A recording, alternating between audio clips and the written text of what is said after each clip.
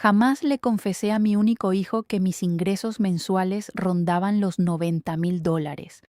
Él me observaba como si yo fuera un estorbo andante, y su esposa, con los ojos inyectados de desprecio, me gritó en la cara que me largara, llamándome una carga inútil que no necesitaban en su vida. Esa misma noche, a punto de dar la medianoche, mi propio hijo sacó mis maletas a la acera. Lo que ninguno de los dos imaginaba era que, exactamente un mes después, yo compraría la inmensa propiedad que estaba justo enfrente de su balcón. Cuando él vio mi firma en los documentos de la asociación vecinal, la sangre abandonó su rostro de una forma que se quedará grabada en mi memoria para siempre. Pero antes de detallarles el desenlace de esta historia, déjenme explicarles cómo se construyó este abismo. Y antes de seguir, asegúrate de estar suscrito a este espacio y cuéntame en los comentarios desde qué rincón del mundo nos acompañas, porque nos fascina saber hasta dónde viajan nuestras vivencias. Mi nombre es Carmen y tengo 65 años. Durante gran parte de mi vida, aprendí a base de golpes que el destino no toca la puerta antes de derribar tu casa. Enviudé de mi esposo Arturo cuando apenas tenía 50 años. Fue un aneurisma repentino, una mañana de domingo mientras él leía el periódico en la terraza. Yo estaba preparando café cuando escuché que la taza se hacía añicos contra el suelo. No hubo drama ni agonía prolongada, solo un silencio instantáneo que partió mi mundo en dos. Arturo era un hombre sumamente metódico, de una disciplina financiera envidiable. Me dejó la casa libre de deudas, un seguro de vida modesto y cuadernos enteros donde llevaba el registro impecable de nuestra economía. Pasé meses hojeando esas libretas solo para sentir que una parte de su mente seguía conmigo. Pero el luto, si no lo canalizas, te pudre por dentro. Así que decidí transformar mi dolor en una ocupación absoluta. Comencé de manera muy discreta.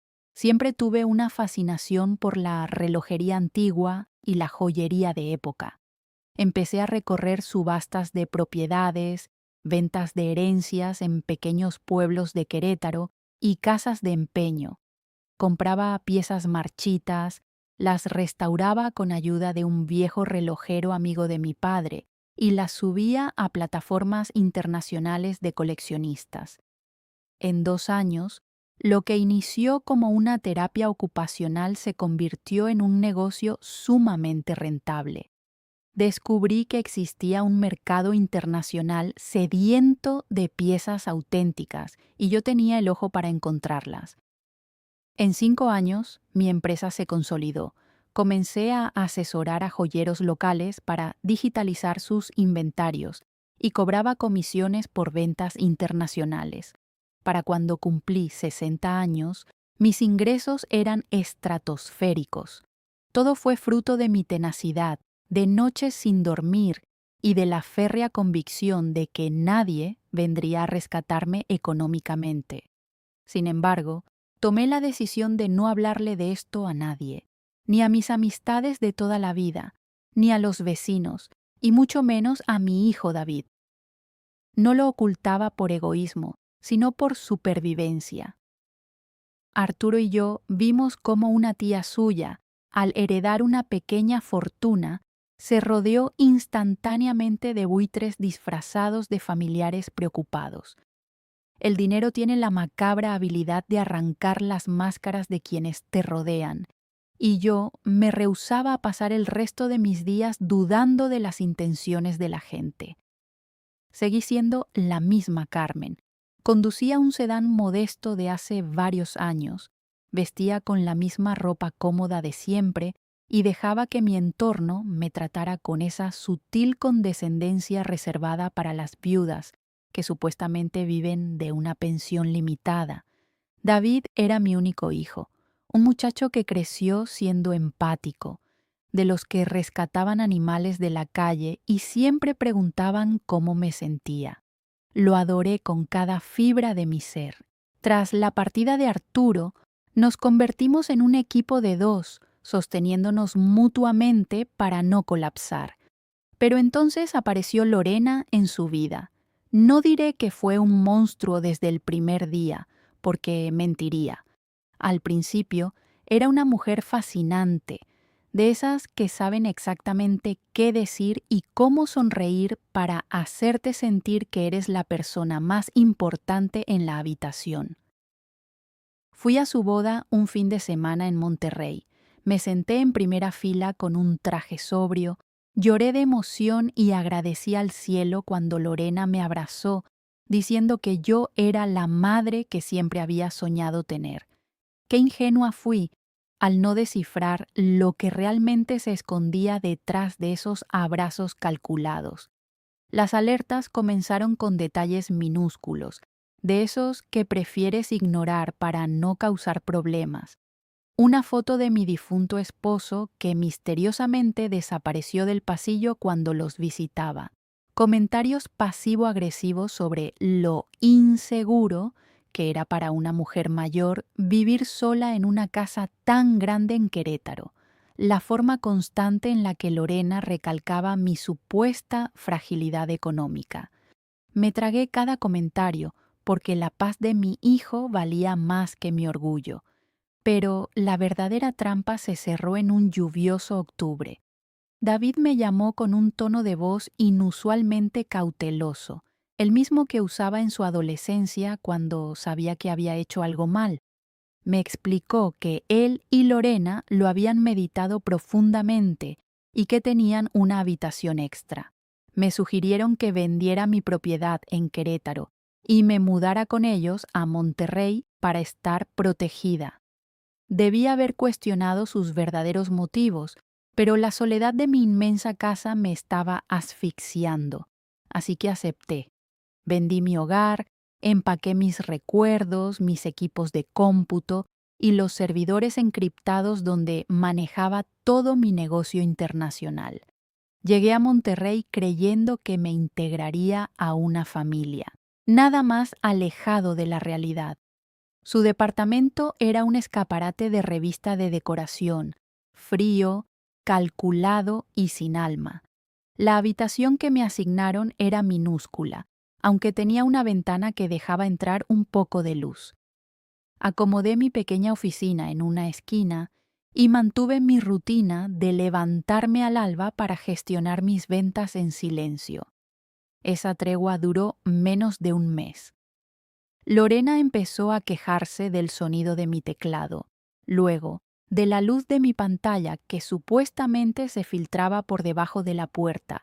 Después, criticó que mis llamadas internacionales, aunque fueran susurros, alteraban su paz mental. Cambié mis equipos, aislé la puerta y me reduje a mi mínima expresión para no incomodar. Me repetía a mí misma que todo era un proceso de adaptación. No sabía que mi presencia allí tenía los días contados desde antes de que yo llegara. El desenlace ocurrió un jueves por la noche. Me había retrasado en una videoconferencia con un coleccionista en Suiza para cerrar la venta de un lote de relojes de bolsillo. Cuando finalmente salí de mi cuarto para ir a la cocina, Lorena me bloqueó el paso en el pasillo. Tenía el rostro desencajado y los brazos cruzados. David estaba unos pasos atrás, con la mirada clavada en el suelo. Lorena no se guardó nada. Empezó a despotricar sobre mis supuestas faltas de respeto, sobre cómo mi presencia arruinaba su matrimonio y cómo ese cuarto estaba destinado para un gimnasio personal. Su voz fue subiendo de tono hasta que estalló. Lárguese de una buena vez, es una carga inútil y no la soporto más. El impacto de esas palabras me congeló. Miré a mi hijo buscando una defensa, una simple objeción. Pero David, el niño al que yo había consolado tantas veces, simplemente caminó hacia mi habitación, sacó mi equipaje y comenzó a meter mis cosas en bolsas y maletas. Ese nivel de frialdad me destruyó el alma. Cerca de la medianoche, Bajo el clima helado de Monterrey, tomé mis bolsos, miré a mi hijo a los ojos y con voz firme le dije, que así sea. Y cerré la puerta a mis espaldas. Conduje mi auto sin rumbo fijo por la ciudad durante casi una hora, dejando que la metrópoli me envolviera con su indiferencia. Me registré en un hotel de lujo en la zona más exclusiva de la ciudad, pagando con el dinero en efectivo que siempre llevo conmigo. Al entrar a la suite, me senté en la cama y lloré. Lloré sin consuelo durante 45 minutos exactos. Lloré por la memoria de Arturo y por la pérdida irreparable del hijo que creí conocer. Pero cuando el reloj marcó el minuto 46, me sequé el rostro, encendí mi computadora y abrí mis estados de cuenta. Contemplé mis balances, que superaban los 3 millones de dólares en inversiones líquidas, y redacté una simple línea en un blog de notas. Nadie tiene el poder de decidir mi final. Durante 3 días, convertí esa suite en mi cuarto de guerra. Por las mañanas cerraba transacciones comerciales con Europa y por las tardes analizaba el mercado inmobiliario. Fue entonces cuando el destino me puso las cartas sobre la mesa. En el mismo fraccionamiento donde vivían David y Lorena, justo en la casa de enfrente, había un cartel de venta urgente. Era una propiedad majestuosa, de arquitectura contemporánea, con un jardín espectacular coronado por un inmenso árbol de magnolias. Desde sus ventanales se veía directamente el balcón del departamento de mi hijo. Contacté inmediatamente a mi gestora financiera y contraté a una abogada inmobiliaria implacable. Di la orden de comprar la casa de contado en efectivo a través de un fideicomiso ciego para proteger mi identidad hasta el cierre de la transacción. Le exigí a mi equipo legal que los papeles estuvieran firmados en menos de 15 días. Mientras los trámites avanzaban, me mudé a un departamento temporal de alta gama. Una noche recibí la llamada de doña Rosa, una vecina jubilada del fraccionamiento de mi hijo, con la que había simpatizado durante mi breve estancia allí. Titubeando, me confesó algo que me heló la sangre. Semanas antes de que yo vendiera mi casa en Querétaro, Lorena se había jactado en una reunión de vecinas de que mi mudanza era solo un plan temporal para hacerme vender mi propiedad, quitarme mi refugio y luego enviarme a un asilo barato en las afueras de la ciudad para ellos quedarse con mis supuestos y modestos ahorros. Todo había sido una trampa fríamente calculada. Le pedí a doña Rosa que me contactara con la vecina que presenció esa charla. Días después, tenía en mis manos una declaración notariada de esa mujer, certificando el macabro plan de mi nuera. A las 3 semanas, las llaves de la mansión frente a la casa de mi hijo estaban en mis manos. Contraté a una empresa de mudanzas ejecutiva y amueblé el lugar con piezas exclusivas y antigüedades restauradas. La mañana de domingo siguiente, abrí de par en par los inmensos ventanales de mi nueva sala. Estaba bebiendo mi café, vistiendo un elegante suéter de cachemira, cuando vi el auto de David estacionarse bruscamente en su entrada. Ambos miraron hacia mi casa, seguramente atraídos por el camión de mudanza que se retiraba. El momento en que sus miradas se cruzaron con la mía a través del cristal fue poesía pura. Vi cómo Lorena palidecía y David se quedaba petrificado. Minutos después, escuché pasos furiosos cruzando la calle y golpes en mi puerta principal. Abrí con una serenidad absoluta. David tenía el rostro descompuesto, mezclando pánico y desconcierto. Lorena, fiel a su naturaleza, estaba fúrica. Exigió saber qué demonios hacía yo en esa propiedad. Con una sonrisa gélida, les informé que el fideicomiso familiar había adquirido la residencia y que, a partir de ese instante, yo era la legítima dueña del lugar. Lorena perdió los estribos por completo, gritando que yo era una anciana psicópata, que mi presencia allí era un acoso y que exigiría a la asociación de vecinos que me expulsaran. David intentó secundarla, murmurando que mi actitud era un ataque directo hacia su matrimonio. Los dejé hablar hasta que se quedaron sin aire. Luego, con una calma que corta como el hielo, les revelé la existencia del documento notariado donde se comprobaba su conspiración para robarme y dejarme en la calle. Les mencioné los nombres de los testigos, las fechas exactas y las implicaciones legales de abuso a una persona de la tercera edad que mi bufete de abogados estaba ansioso por procesar.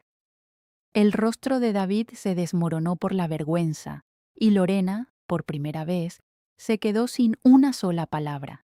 Les di un ultimátum. O aprendían a convivir con la realidad de que yo era su vecina millonaria e intocable, o nos veríamos en los tribunales, donde su reputación y su libertad quedarían destruidas. Cerré la puerta en sus caras, sirviéndome otra taza de café. A partir de ese día, mi vida floreció de una manera majestuosa. Transformé mi jardín en un oasis, contraté a un equipo que manejaba la logística de mi negocio y me integré profundamente en la comunidad del fraccionamiento. Los vecinos, incluyendo a doña Rosa y a don Ernesto, un académico retirado, se convirtieron en mi nueva familia. Organizábamos cenas en mi terraza bajo las magnolias y mi hogar se llenó de vida y risas. Mientras tanto, el departamento de enfrente se convirtió en un infierno. La fachada de perfección de Lorena se resquebrajó al comprender que jamás podría acceder a mi fortuna. Las discusiones entre ellos eran la comidilla del vecindario. 8 meses después del incidente, Lorena empacó sus cosas y abandonó a David. Mi hijo intentó acercarse tiempo después, me invitó a cenar y, con lágrimas de genuino arrepentimiento, me pidió perdón. Acepté sus disculpas porque el rencor es un veneno que me niego a beber, pero la relación jamás volvió a ser la misma. Establecimos límites inquebrantables. Hoy, a mi edad, disfruto de mi imperio comercial, de mis amistades verdaderas y de la tranquilidad de mi hogar. Comprendí que el verdadero poder no reside en las cifras de una cuenta bancaria, sino en la capacidad de levantarse de las cenizas, mirar a tus verdugos a los ojos y demostrarles que jamás, bajo ninguna circunstancia, serás la víctima de su historia.